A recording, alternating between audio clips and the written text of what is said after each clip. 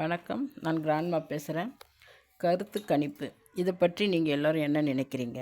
இன்றைக்கி கருத்து கணிப்பு பற்றி தான் பேச போகிறேன்.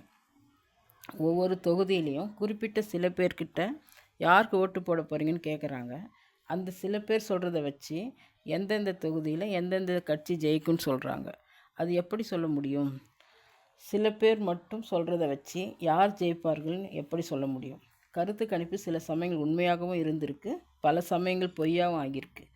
ஒரு அளவுக்கு நம்மளே யூகிக்கலாம். ஆளுங்கட்சியில் மக்கள் அதிருப்தியாக இருக்காங்க, அதனால் எதிர்கட்சி ஜெயிக்கலாம். இல்லைன்னா ஆளுங்கட்சி செயல்பாடு நல்லா இருக்குது, அதனால் ஆளுங்கட்சி மறுபடியும் ஜெயிக்கலாம். இது போல் சில பல காரணங்களை வச்சு ஓரளவுக்கு நமக்கே தெரிந்துவிடும். ஆனால் இந்த கருத்து கணிப்புங்கிற பேரில் அந்தந்த கட்சியை சேர்ந்த ஊடகங்கள் அவங்களுக்கு சாதகமாக கருத்து கணிப்பு வெளியிடுறாங்க.